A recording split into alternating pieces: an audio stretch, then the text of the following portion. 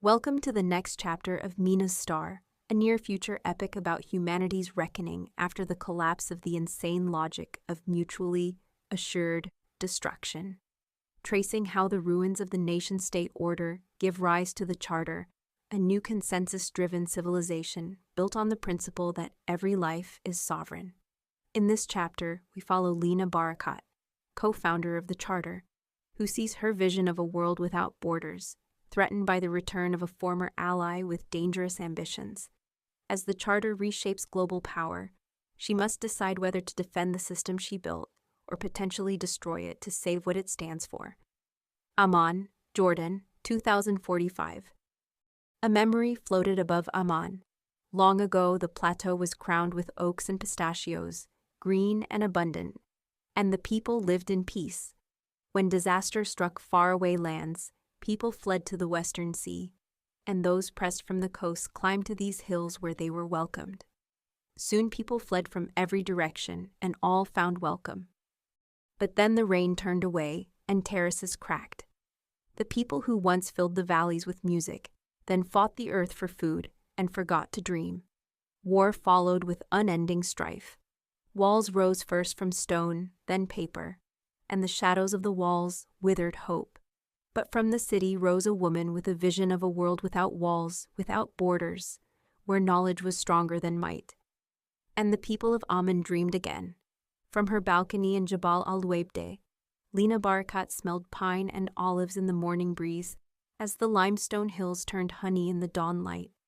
Abdali's towers shimmered in the early haze, bright flashes across the pale desert sky. From the minarets, the Fajr Adhan rose, carrying through the hills just as in the Prophet's time. Just as in Petra, people from all over the world mixed. Cafes hummed with the sound of Lebanese roasting coffee beside Estonian bakers. Syrian tailors sold fabric with Colombian apprentices learning stitches. Billboards shifted through a dozen languages with the charter tenets of knowledge for everyone, freedom of movement and exile over execution. Lina and Chi Wei wrote the charter in marker on the back of scrap paper and taped it to the peeling wall of a rented lab above a bakery called Rukalil, owned by a very irate Estonian.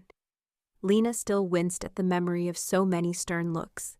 Chi Wei frequently read the charter aloud to keep them honest, and it spread like wildfire across walls and screens. Somaliland and the Kachin Free State have made it official state policy. A warning buzzed on her phone, which said, "Chi Wei is in Amman." What were the chances that the very day Lina could finally think of her old co-founder without bile rising, Chi Wei would return? Her hand stiffened around the railing at the memory of the choice that had divided them. The choice of Mirov, the future they had sworn never to take. Hospitality came before argument. Later that evening, her mother filled the courtyard with moussakhan steaming under saffron, tabbouleh bright with parsley, and hummus drenched in olive oil.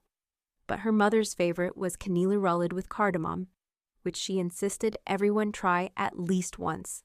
"This cinnamon roll is worthy of a caliph's table," she exclaimed, eyes bright as if she were serving it in the Citadel Palace. Lina smiled at her mother's devotion to Estonian baked goods and the quiet comfort it brought. Cousins arrived with laughter, uncles with worry, aunts with questions. Then Chi Wei stepped through the gate, moving with the same calm grace Lina remembered. For a moment, Lina forgot to breathe. The sight of her unearthed something she had buried too long as she thought to herself, "You have no right to walk in as if nothing happened." A quieter thought followed, as soft as a whisper she thought to herself, "And yet I am glad you did." The two feelings collided, leaving her steady only on the surface. She walked forward and opened her arms, her voice calm. "Welcome." As they embraced, Chi Wei leaned close and whispered, "It is good to see you." Lina held her gaze and offered the kind of smile that belonged to a good host, not an old friend. "It has been too long." To Lina's family, Chi Wei was a long-lost friend returned. They knew the story of the acrimonious break, but they understood Chi Wei's choice as much as they worried about Lina's idealism. They also knew they were better together. Her father was just about to begin his familiar lecture about how the Arabic spoken in Jordan was the purest, the very tongue of the Prophet, when the family hurried to set the table. Dishes clinked, hands passed bread and olives, the room filling with the warmth of routine. Once plates were full, the talk turned, as it always did, to Palestine. "The tunnel is freedom," said Tariq, her youngest cousin, still carrying the uneven stubble of youth. He spoke quickly, eager for her approval. "Yesterday I went from Beit Hanun to Yatta in 20 minutes. Where else can that happen?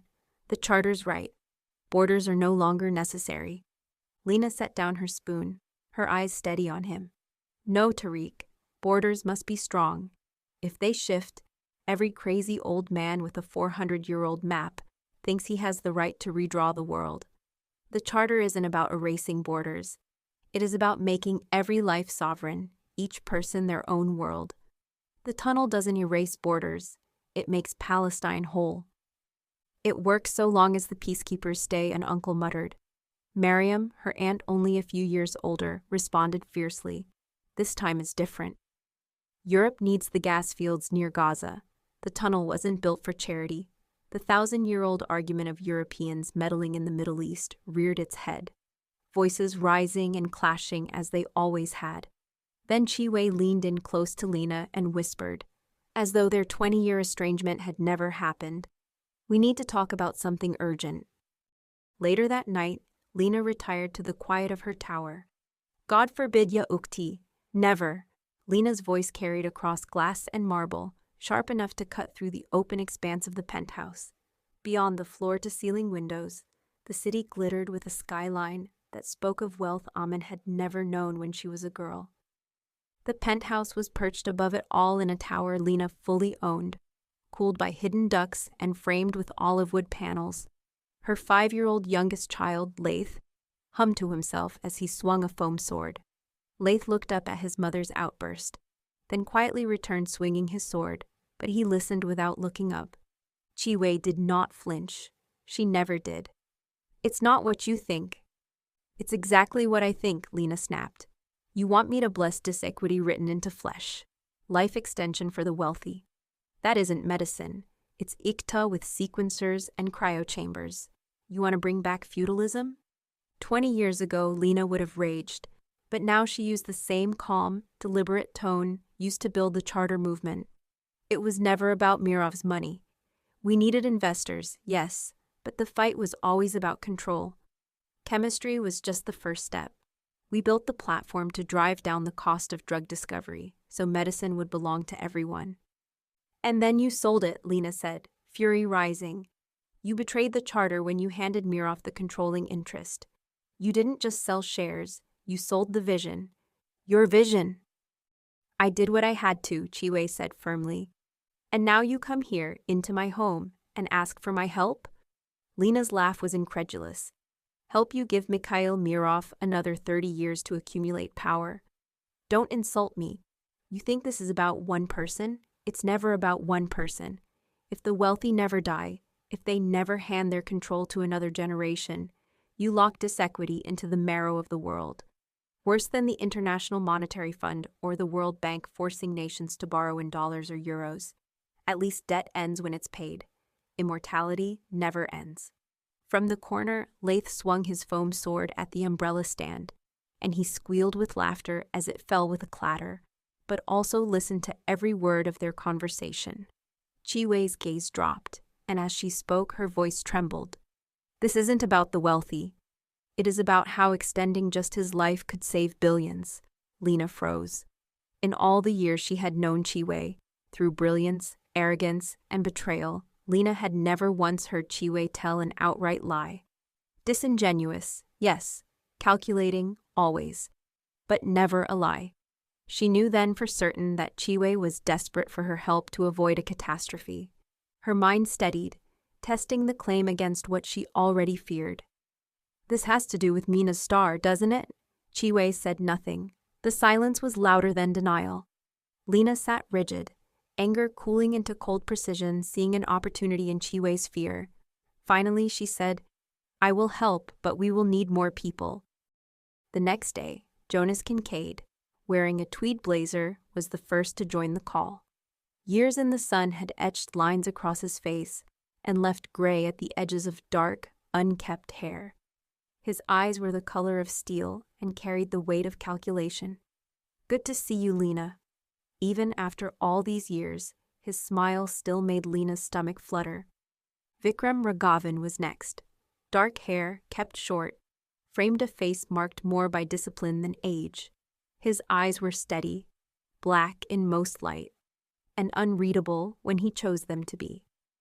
A thin silver cross rested at his collar, worn smooth with time. He must be annoyed not to be first, Lina thought. Vikram spoke with a firm but hurried tone that tended to blur his words. What was Chiwe doing in Aman? Lina shook her head. "We have to hear about what happened on Tuvalu Day." As Lina finished, the last caller joined. Her face was round, the cheeks full but drawn by discipline into stillness. Her skin was pale brown, marked by faint lines that deepened when she frowned, which was often. Dark eyes sat steady behind rimless glasses, the gaze cool and assessing. Her mouth was firm, pressed into a line that gave nothing away. Pramanasari's cropped black hair was streaked with gray, but disguised with a youthful crimson and orange. Lina asked, "Pramana, what happened in Singapore?" Pramana nodded. "Lina, thank you for the rescue operation. My cover at EIC has not been compromised, but it was a near thing. After the comms for the vellum exfiltration went dead, I eventually returned to the safe house to find Rafal strangled with no sign of Adewale or the others. I fled to the cargo container until it was eventually unloaded in Osaka." Lina felt deeply disturbed at both the events of Tuvalu Day and her reliance on the extremist factions of the charter movement. Lina thought to herself, what do we really know about her? Is Pramana Sari even her real name? Sometimes she is known as Sari Pramana. Lina sighed to herself, and she told herself she cannot be picky with her allies. Jonas leaned toward Pramana as if the virtual walls could be crossed, but only said, "Lucien Vey was picked up in Dhaka with the vellum intel and is currently under EIC interrogation. Jasmine Ung has become a ghost again. The intel confirms that Mikhail and his abhorrent son have a constellation of stealth satellites hidden around 0.4 astronomical units." Vikram cut in, but which faction has control? The balance faction that wants to wipe out all nukes, the dominance faction that wants to replace the nukes with kinetic bombardment that only they control, or the status quo faction that wants to brick all the kinetic rods. But going to the point of this meeting, what does Chiwe want? Lina considered her dearest friend who came to her in a moment of desperate vulnerability. Lina thought to herself, this is greater than us. Chiwe wants to make Mikhail Mirov immortal. A week later, Chiwe Lin was the headline guest for the monthly charter forum. Leading up to the forum was intentionally leaked news that Mirov Enterprises intended to make a major announcement at the forum. Lina spotted each of her collaborators one by one. Jonas's unmistakable tweed jacket, Vikram's silver cross glinting at his collar, and Pramana's crimson-orange streak. They'd all agreed on the call to meet here so each could evaluate Chiwe directly. It was not a light decision to risk one's life. The auditorium smelled of cedar and strong coffee. Translators whispered in glass booths above the crowd. Lina Barakat sat at the moderator's table, her indigo jacket plain, but her cuffs edged in gold thread. Across from her sat Chiwe, hair pinned back, jade at her throat. The room stilled as she folded her hands. A man in glasses wearing a tweed blazer rose from the audience. His beard was flecked with gray, his English accented with Swiss, low and measured. Director Lin, the KFE coin promises knowledge for everyone. Mirov Enterprises seeks profit and control. Are they not antithetical? They are complementary, Chiwe said firmly. Since the KFE white paper was published, it achieved what Western aid abjectly failed to do: organic economic growth in the developing world. Without debt traps, villages anywhere in the world bootstrap their economies. And that is when Mirov enters. One without the other starves. Together, we accelerate. A woman stood next. Her black denim was patched, a crimson and orange streak cutting through her cropped hair. Her voice rang sharp. Borders are cages. I agree with the charter to tear them all down. let populations move, and watch the old order collapse. Chi-Wei inclined her head. You are right about the collapse. Weak states that trap people are pressure cookers. When movement is free, that leverage breaks. But where you see an ending, I see a beginning. True, there is short-term disruption, but then it creates stability as people choose their community. That stability creates opportunity. A third stood, straight-backed in a tailored suit with a silver cross on his collar, his words clipped. If Mirov cares so much about stability, doesn't the charter cut against it? Especially exile over execution. China's system is proof that stability in both politics and economics is achievable. Exile just sends trouble across a border. Chi-Wei's gaze did not waver. I agree that not every stable community must be democratic. The people of some states emphasize stability and prosperity. However, people who reject the arrangement can leave. Regimes that maintain strong social controls breed martyrs, fill prisons, and ultimately destabilize their neighbors. An alternative that works just as well is exile without the regional instability. But people need a safe destination, which is why the board has approved that all Mirov arcologies will join the charter. Venus and Mercury will join as well. In the past 20 years, the charter has proven it works to reduce violence. And to gain the stars, we need a system that works. Lina leaned forward, holding a card. The charter began on scrap paper as your vision, but you've never signed. Will you now? After a momentary hesitation, Chi-Wei signed with a flourish as the audience cheered and cameras flashed. After the forum, the train to Beit Hanun glided quietly, its motion more felt than heard. Chi-Wei and Lina had the carriage to themselves. After Mirov's security finished their screening, the guards withdrew without a word. To most observers, the tunnel looked ordinary, but Lina saw the pattern behind the walls, the sensors, and redundancy and constant watchfulness. And the old indignation rose again. Mirov Enterprises had funded the tunnel, yet she still tasted the bitterness of the compromise that made it possible. Alexander had forced her hand and told her to sign or let the project die. At the center of the design were peacekeepers, layers of surveillance, and over-engineered ventilation shafts built on the belief that Palestinians were violent by nature. Chi-Wei sat across from her with hands folded, her eyes steady, waiting for Lina to look away. I am glad you signed your own charter, Lina said. Chi-Wei shook her head. Ideas don't matter. You made it real, and the chemistry platform was never the goal. It was intended to fund the coin, which in turn funded the safe space for refugees. Lina thumped the table and stood up.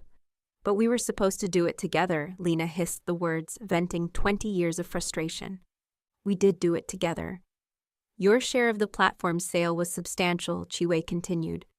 But you still needed more to launch KFE. Did you ever wonder who Arcadia really was? The name hung in the air. Lina turned away silently to observe the peacekeeper observatories. She let the moment stretch. I knew, but it has been a lonely journey. Her thoughts turned toward other work Chi-Wei had done, less visible, yet more unsettling. For every prestige charter project Chi-Wei steered Mirov's resources towards, there were 3 projects that entrenched disequity. First, it was flawless genetically matched blood for the wealthy and mass-produced, but prone to rejection synthetic blood for everyone else. Now it is life extension for the wealthy and serfdom for everyone else forever. Once made, the genie cannot be put back in the bottle, but she was sure Chi-Wei sincerely needed this, because she was just too desperate. Lina asked herself, but how exactly will the billions be saved? After finally making a decision, Lina said, I will prioritize life extension at the next management meeting. Her voice was even, but dread filled her heart. The charter's management meeting was completely silent. No voices, no faces, only text spilling across the screen and dissolving as quickly as it appeared. While anyone could follow charter principles, joining the economic ecosystem at a state level required authorization, and voting power was measured in stake alone. Lina held just under half, the founder's weight, yet she rarely cast it outright. Instead, she portioned out influence through temporary proxies. Lina thought to herself, KFE was nearly mature. Soon she could divest and finally step away. She exhaled, the burden pressing against her ribs. The first agenda item was an Osaka consortium. Investors had secured a 100-year special economic zone lease from Japan and now sought charter entry to make the arcology bankable. Lina scanned their projections, her pulse barely stirring.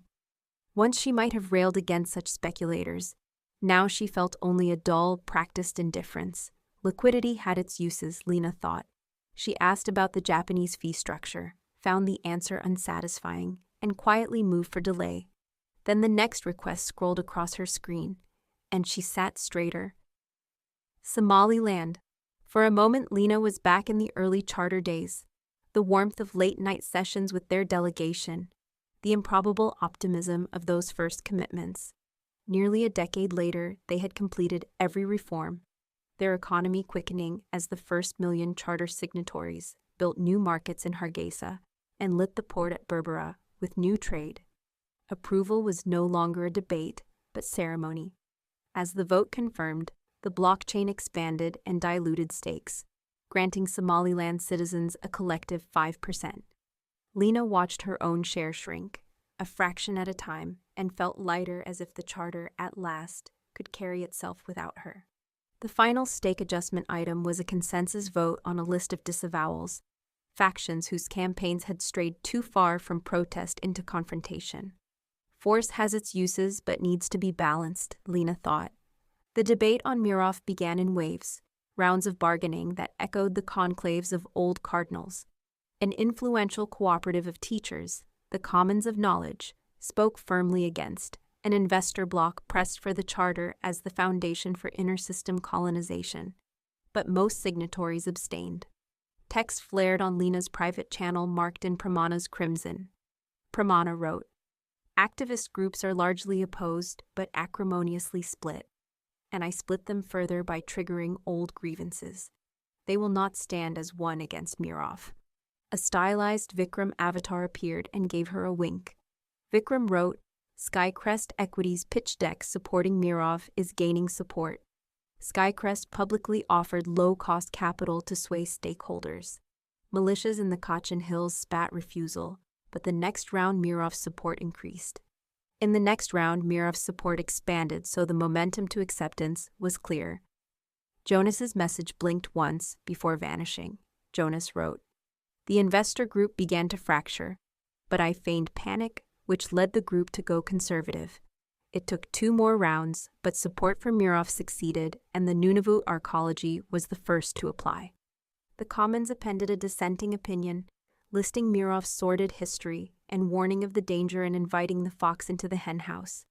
They are not wrong, Lina thought to herself and shuddered, remembering the years she worked under Alexander and imagining how much more damage he is going to do once his stake was publicly acknowledged. Lina thought to herself, "I will have to win this time." Lina was certain about Chiwe's fear that Mikhail Mirov, unless stopped, will cause billions of deaths, but she struggled with whether there was an alternative to life extension. The final item was hers alone. Time to cast the die, Lina thought. She moved it forward, researched to force higher throughput in clearing plaques during deep sleep, a dialysis-type machine to circulate blood beyond natural limits and carry drugs through the blood-brain barrier. The corporates welcomed it for profit, activists yielded, and Somaliland asked for trials in their hospitals. The measure passed before resistance could form. The screen dissolved to black. Lina sat quietly in her doubt. Now the world waited for Chiwe to execute her part of the plan. Yet in the silence that lingered, she felt her stomach churn, knowing it would also give one man the means to live forever. Lina's final thought was, "Have I strayed too far?" Author's note. This novel began as a response to 2 troubling global trends. The first is the growing comfort with nuclear appeasement. The second is the steady rise of global political violence. Through this story, I wanted to explore the dangers of both while offering a possible path forward through the idea of the Charter, a political framework built to redefine what a state can be. This book is the first in a planned 9-part series.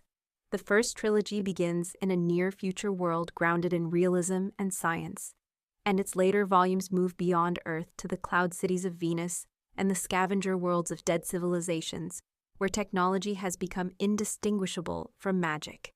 The second trilogy carries these ideas into a fantasy realm which focus on ethics and society.